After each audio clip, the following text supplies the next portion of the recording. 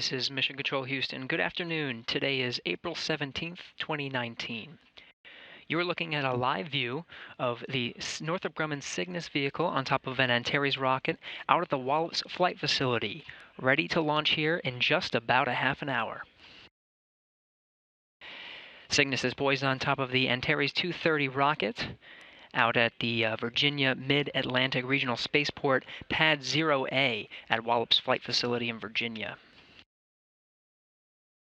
We're here at Mission Control Houston monitoring the International Space Station, the ultimate destination of the Cygnus vehicle launching on top of the Antares rocket here today.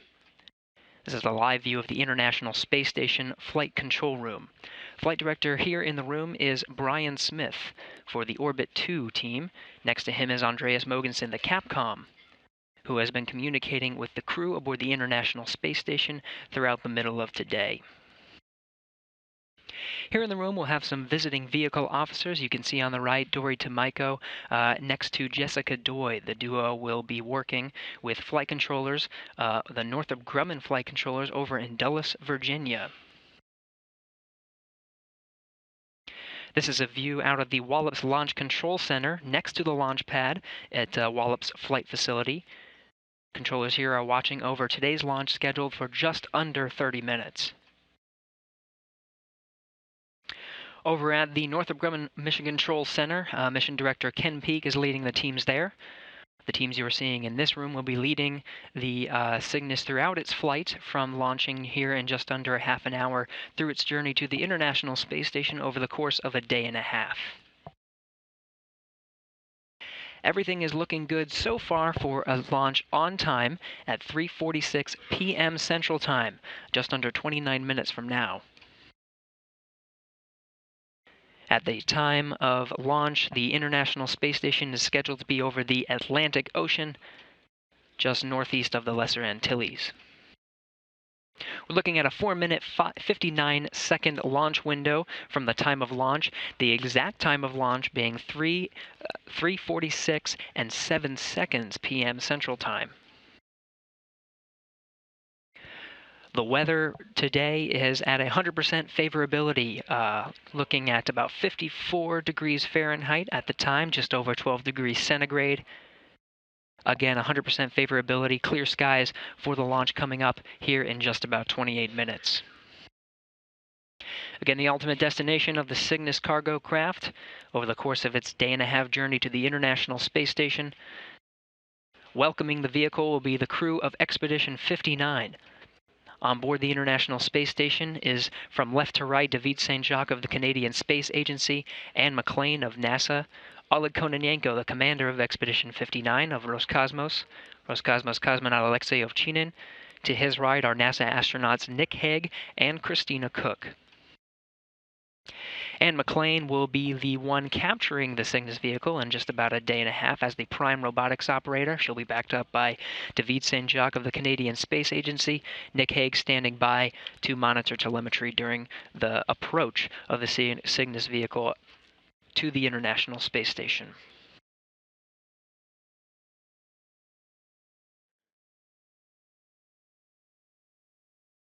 On top of the Antares rocket, you can see the fairing. Underneath the fairing is the Cygnus cargo vehicle, loaded with about 7,600 pounds of cargo. To date, that is the largest load that was flown, a Cygnus vehicle to be flown on an Antares rocket.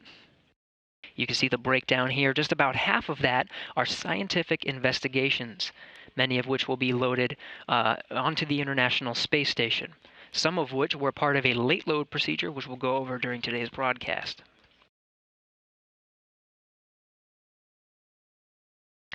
Back at the pad, you can see a bit of ducting. This is conditioned air that's being fed to the payload bay and to the first stage at the bottom of the vehicle.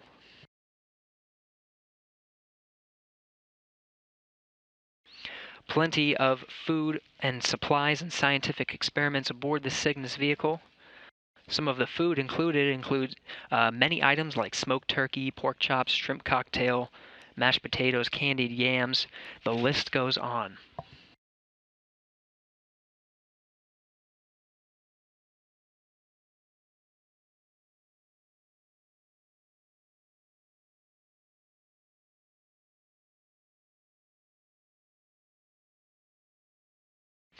Again, some of the conditioned air billowing from the Antares vehicle. This air is being fed to the payload bay at the top where the Cygnus vehicle is housed, and of course the first stage at the bottom.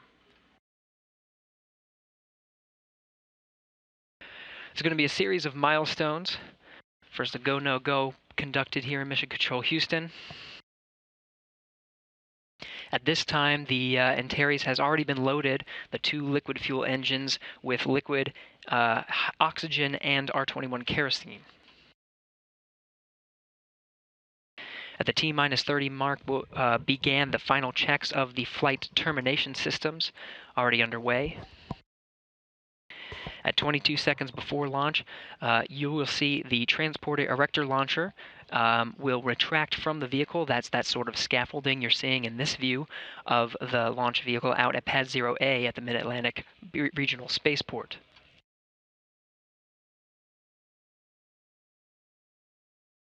After this tower pulls back, it'll be another 10 minutes until a go, no go poll is conducted from Mission Control Center at Dulles. The Northrop Grumman flight controllers will conduct a go, no go for the final steps to commence launch. Again, that launch 3:46 p.m. Central Time today. At T-minus 5, the vehicle will switch to internal power before 3 minutes and 30 seconds before launch, which will initiate auto-sequence handoff for terminal countdown. Essentially, this will mark the time where the computers take over for the final steps up through the launch at T-minus 0. At about T-minus 40, as part of this automatic sequence, the takes will be pressurized until, and this is the one of the major final steps until T-minus 0 liftoff. Again, 3:46 p.m. and 7 seconds p.m. Central Time today. After liftoff, that first stage will burn for 3 minutes 35 seconds until main engine cutoff. You'll hear performance calls from Northrop Grumman flight controllers marking the status of the vehicle and the rocket throughout its journey. After main engine cutoff, we'll await stage 1 separation. The second stage and the rest of the vehicle will coast for a bit before the fairing separation occurs to reveal the Cygnus underneath, and the inner stage at the back of this configuration of the vehicle will separate, the inner stage being an adapter that connects the first and second stages. After this short coasting period will be stage 2 ignition. This second stage burns for 2 minutes and 30 seconds and is a solid rocket motor, meaning the whole thing will burn. During the 2 minutes and 30 seconds, the vehicle will climb about 40 miles before the engine is exhausted over that 2 minutes and 30-second burn. After the second stage burnout, the vehicle will coast for 2 minutes before the Cygnus separation occurs just after the 9-minute mark into flight, and the vehicle is inserted into orbit.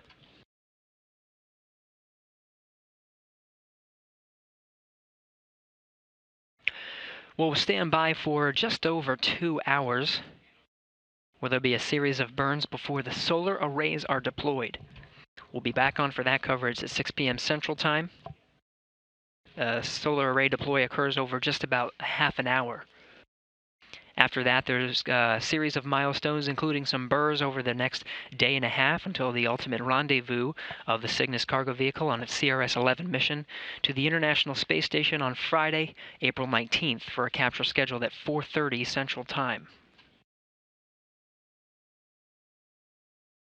It's a busy time in spaceflight. This mission will be followed shortly, just over a week from Friday, or just about a week from Friday, of the SpaceX Dragon on a CRS-17 mission. That's April 26th, and it'll stay in orbit for 1 month. The Cygnus will conclude its mission to the International Space Station in July, separating with thousands of pounds of trash from the station, and then begin a solo long-duration mission in space.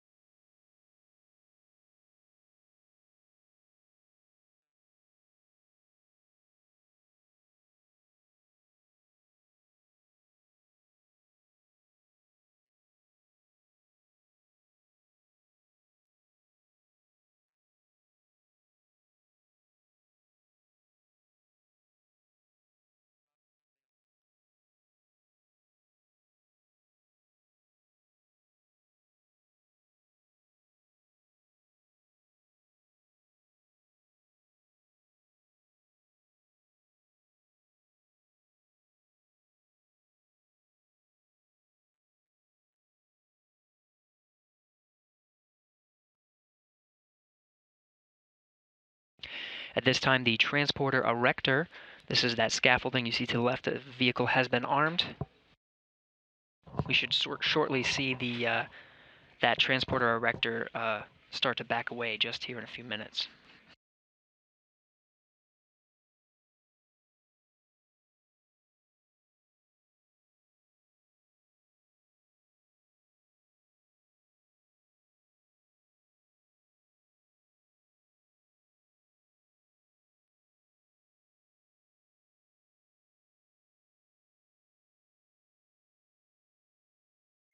At T-2, the T-22, the arming transporter erector has been armed. It'll take some time before it retracts, actually shortly before the time of launch.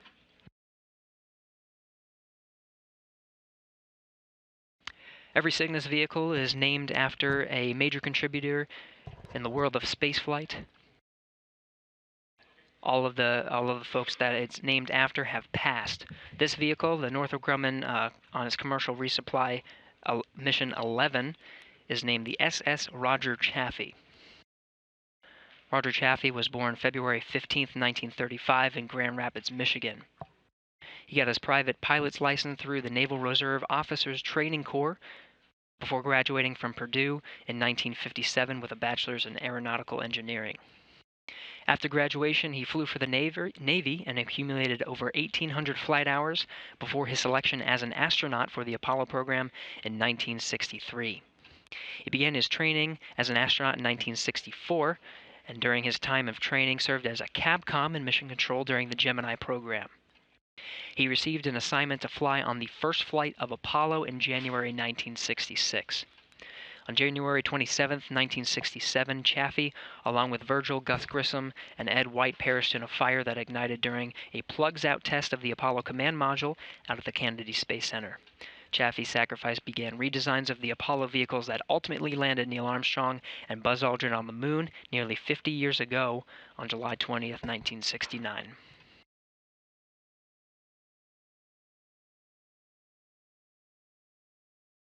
The Apollo program being 50 years ago. Just about a month from now, in the middle of May, will be the 50th anniversary of the launch of the Apollo 10 mission. And of course, the landing of Neil Armstrong and Buzz Aldrin on the moon will, this year, in 2019, will be the 50th anniversary of the landing on the moon.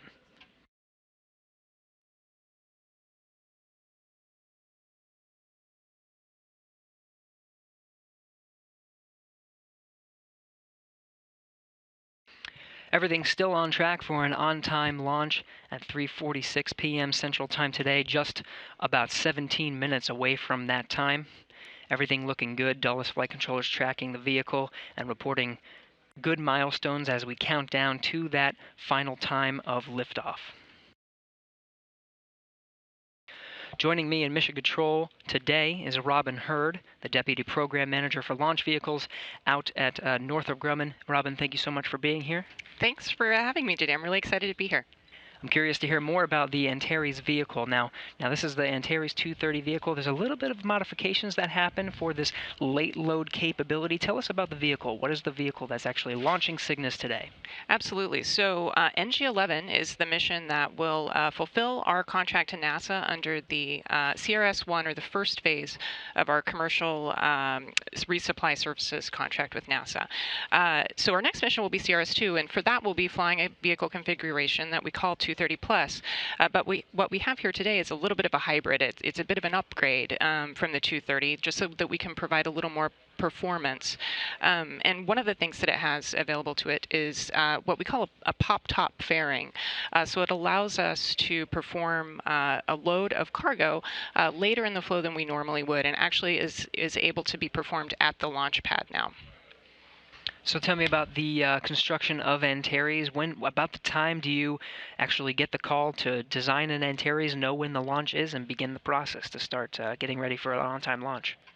Sure. So, if you want to go all the way back to the component level, the process of building an Antares actually starts years before we launch. But in terms of integration, a flow would take typically 6 to 9 months from the time that we gather up all of the different assemblies and bring them into our horizontal integration facility at Wallops Island and start pulling them together into something that you could actually identify as a rocket. Now, you said this was a little bit of a different configuration. Tell me about the late load process. What was different about this particular launch? Sure. So one of the unique features of this launch is the cargo late load. So we have built some new electrical and mechanical ground support equipment that allows us to actually take the vehicle from the configuration you see here, where it's vertical at the pad. It can actually convert down back into the horizontal position. We're able to drive what we call a mobile clean room right up to the tip of the fairing so that we can load time-sensitive research and other perishable items that NASA needs to provide within 24 hours of launch. And that's a pretty tight turnaround, but there's a critical science that's actually being loaded into Cygnus to accommodate this. One of them is the Rodent Research 12 mission. That'll be arriving at the station, and then, of course, be one of the first, actually, experiments to come out of Cygnus once it arrives.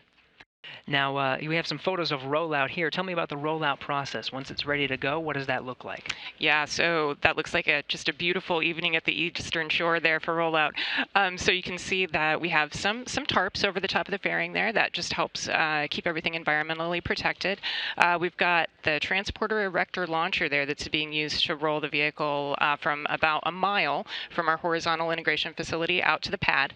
That's a slow process. It goes probably about a mile per hour. It's a pretty slow walk for the folks that accompany it out to the pad.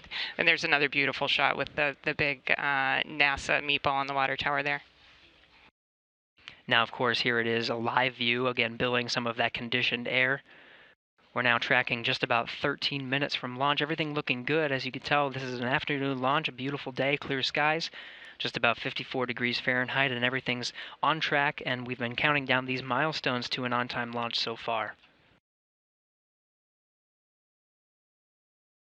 Now, one of the next milestones that we're looking forward to is a go, no-go poll from Northrop Grumman flight controllers over at Dulles. What are they looking for? What are the things that they're checking from the operations side? So they're going to be polling folks like our Antares chief engineer, all of the safety officers, and some of the key engineering leads.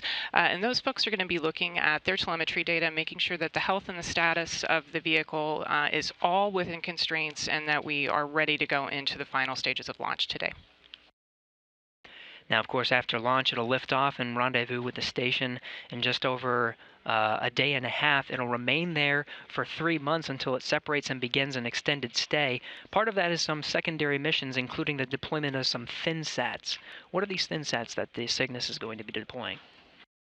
So I'm glad you asked. The ThinSats are a really cool project. They're a secondary payload on Antares. They'll deploy after Cygnus has been deployed into the orbit.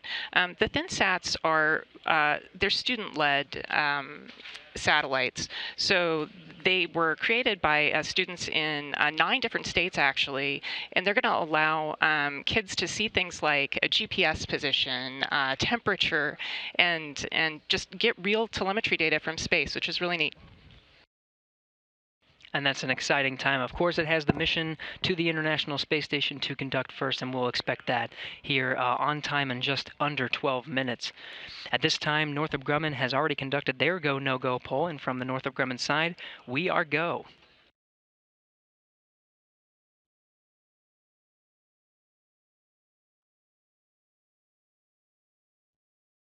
Now, again, part of these milestones is from the go, no-go poll.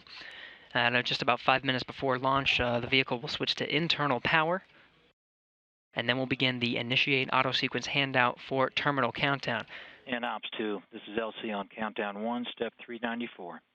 Your go to start engine evacuation. LC Ops 2, evac started.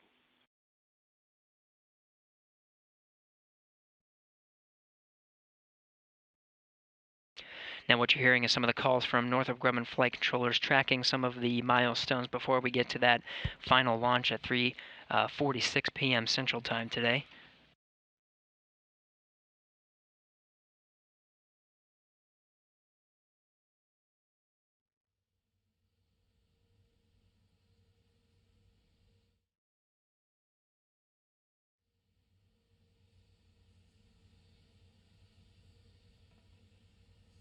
Some exciting scientific investigations going to the International Space Station here in just about 10 minutes away from launch.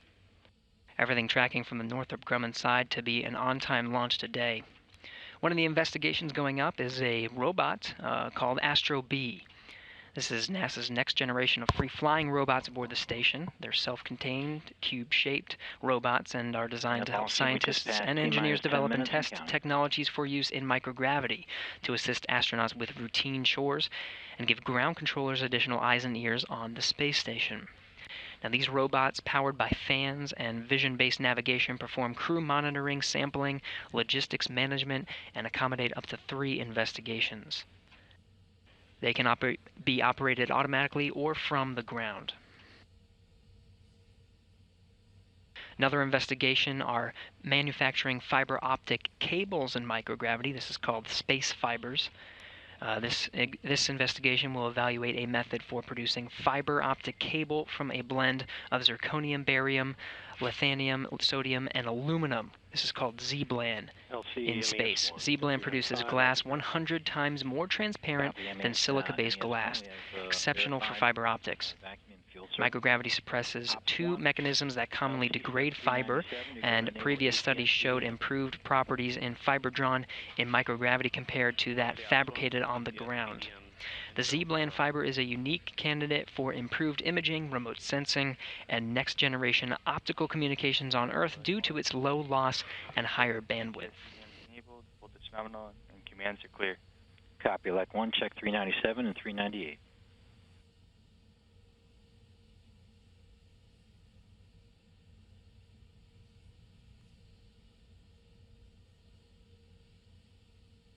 The Bioanalyzer is another experiment from the Canadian Space Agency. This is an instrument that serves as a platform for scientific experiments where astronauts can easily test different body fluids such as blood, saliva, and urine and get returned key biomedical analyses within a few hours. Scientists will be able to use the Bioanalyzer's data to accelerate science experiments. In the future, this type of device could help to keep a closer eye on astronauts' health. Another experiment is this image of David Saint-Jacques, and astronauts show accelerated arterial stiffening during their time in space. These are thicker artery walls and signs associated with the development of insulin resistance after spending 6 months in space. And these dramatic changes in the carotid artery, aging was unrecognized until recently. So the vascular aging investigation, this investigation you're seeing here, will include critical onboard investigations to test the relationship among a crew member's metabolism, aging arteries, and aging bones. The results of this study could have great importance for assessing a newly identified risk for astronaut cardiovascular health, potentially pointing to mechanisms to reduce risk. And these are, again, just a few of the more than 3,400 pounds of science currently loaded on board Northrop Grumman's CRS-11 Cygnus vehicle, now under 7 minutes from launch.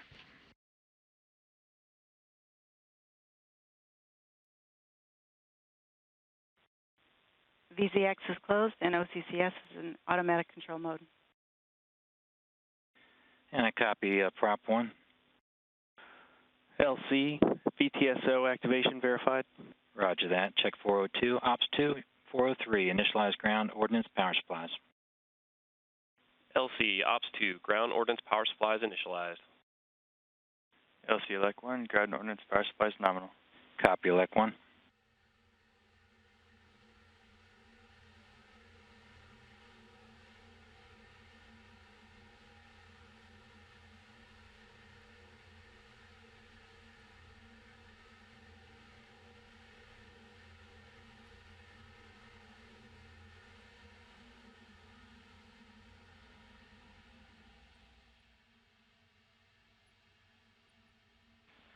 LC Site Control, FA ECS transfer to GN2 is confirmed. Copy that. Site Control. We'll check 405 complete. So Gary, you can see right now that the the top half of the first stage is really very cold with that cryogenic liquid oxygen. The Antares logo that you would normally see running down the side there is completely obscured by ice, and we've got the sort of evaporative process happening on the liquid oxygen boiling off of its relief valves and vent valves there.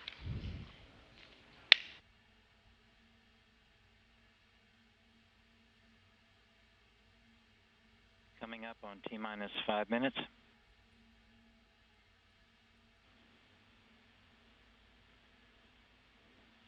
And Ops 2, your go for step 406, initiate engine priming. Priming started. Ops 1, you go to transfer avionics to internal power. LC Ops 1, avionics internal power on. Standby 5.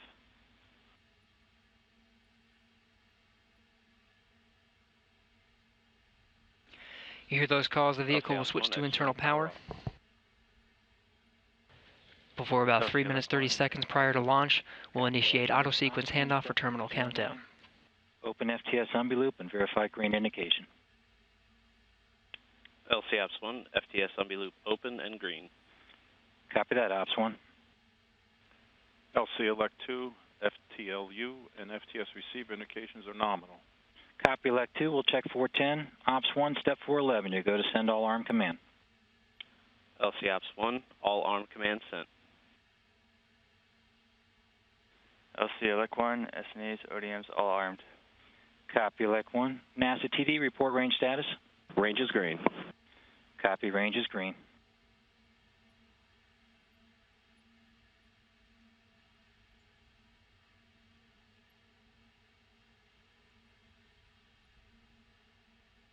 LC MES1, priming verified, MES1. Copy, priming verified, check 414. And launch team phase 3 dynamic limits will be active at T-minus 3 minutes.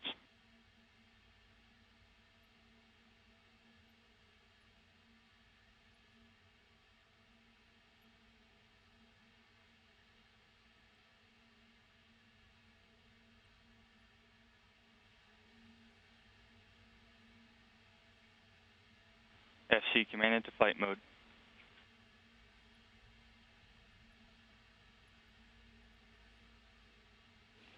Three minutes before launch, we're now in the terminal Auto count sequence until startup. launch on time, Copy, auto 3:46 sequence. p.m. Central Time. ODM bus voltages and currents are nominal. Roger, Elect 1. Nav, step 420, verify ready for nav mode. LC nav, orb nav ready for nav mode. Ops 2, step 421, switch to nav. Orb nav to navigate. LC nav, orb nav telemetry verified. Copy that, nav. We'll check 422 complete.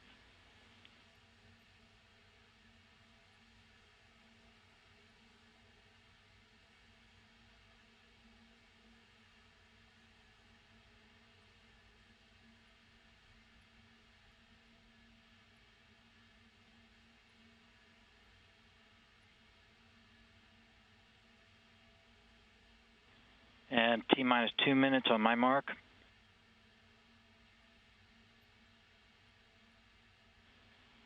Mark.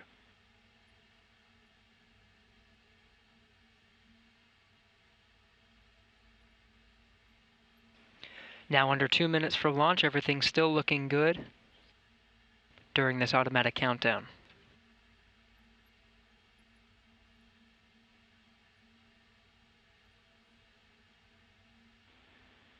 T-minus 30, T-minus 1 minute, 30 seconds on my mark. Mark.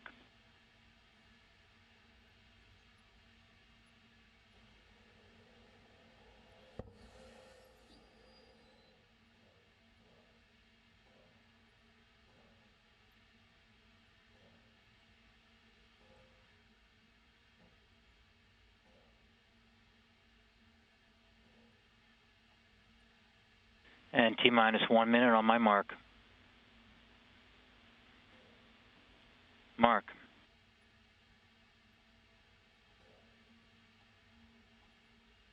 Now under a minute to launch, and just about 10 seconds then takes will be pressurized. Everything's still on track for a liftoff on time.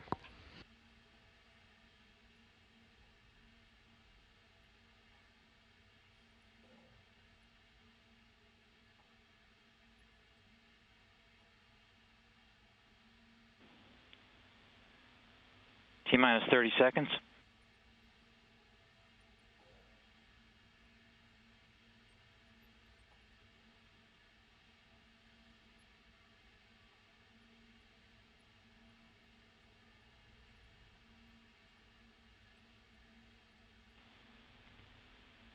T-minus 10.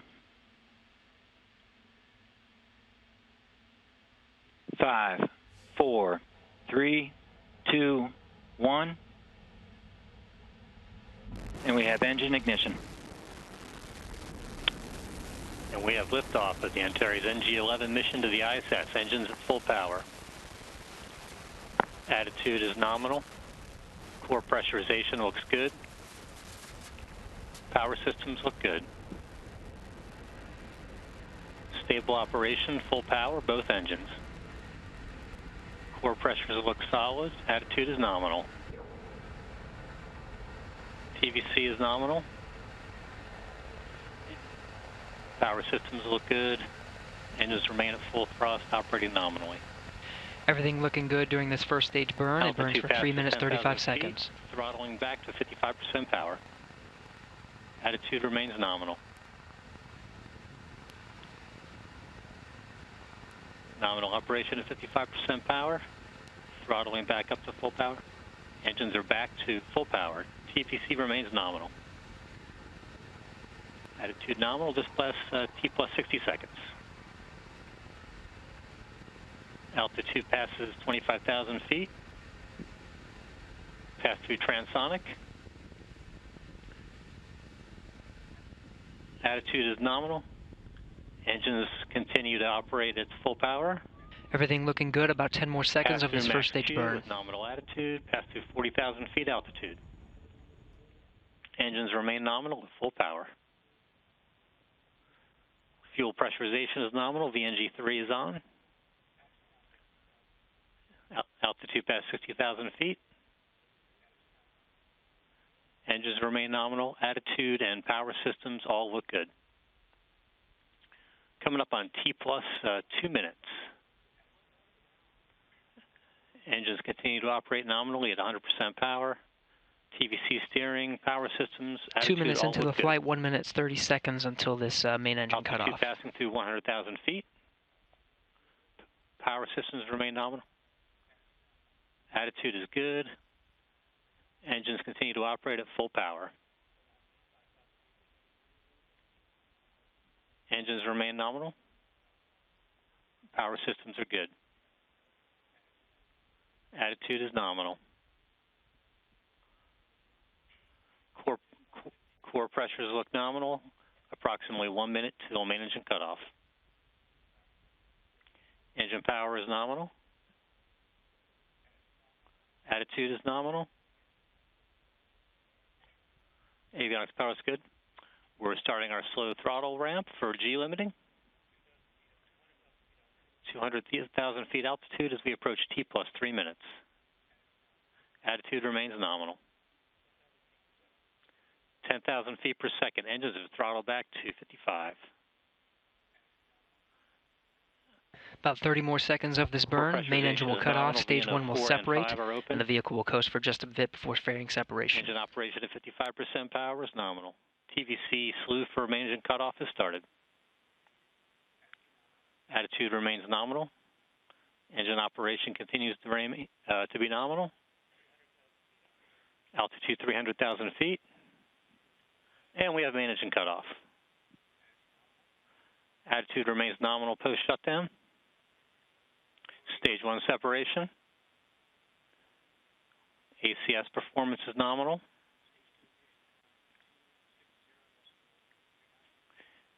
Stage 2 ignition will be in approximately 30 seconds.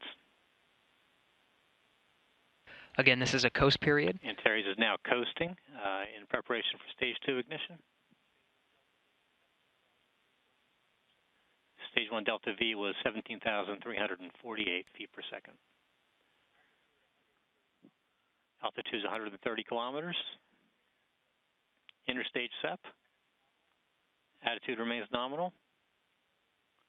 TVC batteries initiated. And we have Stage 2 ignition. Attitude remains nominal. The Castor 30XL motor will burn for approximately 2.5 minutes. Attitude is nominal. Motor pressure is nominal at approximately 100 psi. Power systems look good. Stage 2 TVC is nominal. And attitude remains nominal. Everything looking good. The fairing has been separating. Cygnus is now revealed, and the inner stage at the back of the vehicle is separated before stage 2 ignition. Attitude remains nominal. Avionics power systems and temperatures all look good. Again, this is solid rocket fuel. The entire thing will burn out over the course of 2 minutes, 30 seconds. Everything looking good so far. Altitude is 170 kilometers. Power systems look good.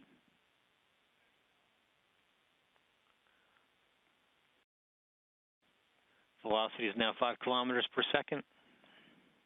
Castor 30 burn continues. Motor pressure is 775 psi. Attitude remains nominal. All systems look good at this point. Avionics power looks nominal. Attitude is nominal. Just minor activity from the stage 2 attitude control system during the motor burn. TVC is nominal. Power is good. Motor pressure is now approximately 685 psi. Velocity 6 kilometers per second. Attitude is nominal. Altitude is 200 kilometers. Stage 2 TVC looks good. Power is nominal. Motor pressure just entering its slow tail off, now dropping below 500 psi.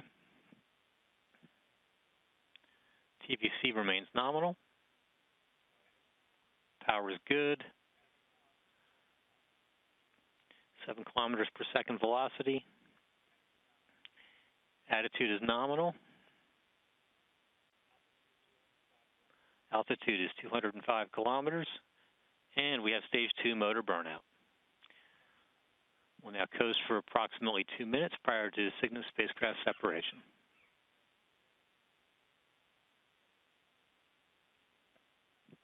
Second engine has burned out. The Cygnus vehicle traveling at just under 17,000 miles per hour. Attitude is nominal.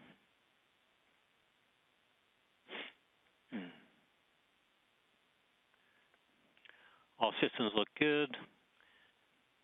Second stage attitude control system is starting to reorient the vehicle for payload separation.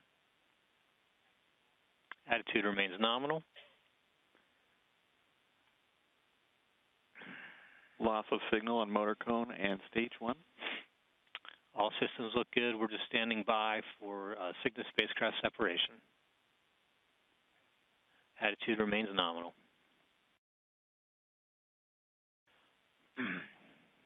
Again, all systems look green at this point. Avionics, power systems, attitude all look nominal as we come up on mission time T plus 490 seconds. Vehicle is now oriented for spacecraft separation. Attitude is nominal. Yeah, Gary, it looks like our telemetry is a little unusual here. I think we're showing a bit of a stale vehicle graphic here. At this point, we've got the stage 2, the Castor 30XL, with the Cygnus payload still attached, coasting and ready for deployment. So imagine that instead of what we're showing here. Attitude is good. Power systems look good. Sounds good. And just about 9 minutes after liftoff, we should be expecting Cygnus separation. All systems nominal at this point.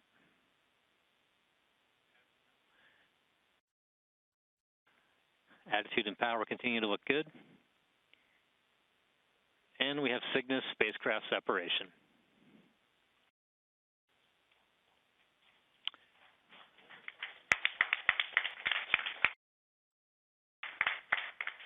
Antares is reorienting for the collision and contamination avoidance maneuver. Insertion orbit looks nominal.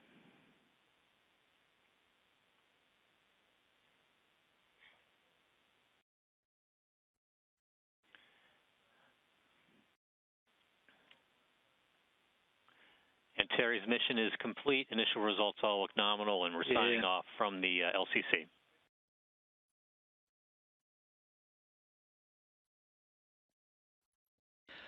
Launch Control reporting a good ascent of the Cygnus vehicle on top of the Antares rocket, carrying it on its 9-minute journey into an orbital insertion. 7,600 pounds of cargo inside will make its way to the International Space Station over the next day and a half, ready to rendezvous with the station Friday at 4:30 a.m. Central Time. Loss of signal on the avionics link. A series of a few milestones before we get to that point.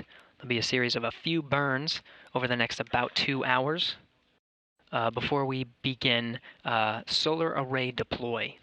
These are the two Ultraflex solar arrays that are on the back of the Cygnus vehicle. Join us for our live coverage of that event at 6 p.m. Central Time tonight. Go ahead, LC. Yeah, let's go ahead into our post-launch checklist here. Step 40. Northrop Grumman flight controllers you see here at the Mission Control Center in Dulles will be monitoring the vehicle over the next day and a half, overseeing all the milestones throughout its journey to the International Space Station. A good ascent of the Cygnus cargo vehicle and 7,600 pounds into orbit. Again, we'll be back on in just about 2 hours. 6 p.m. Central Time, 7 p.m. Eastern, for our coverage of the solar array deploy. Ops 1. We'll conclude coverage and then come back for a capture on Friday, April 19th, scheduled for 4:30 a.m. Central Time. Again, Ann McClain aboard the International Space Station will be the prime robotics operator to grab that vehicle using the station's robotic arm to feed Saint-Jacques, backing her up, and Nick Hague monitoring telemetry. A good ascent of Cygnus into orbit over a 9-minute journey. Again, we'll be back in the next 2 hours. This is Mission Control Houston.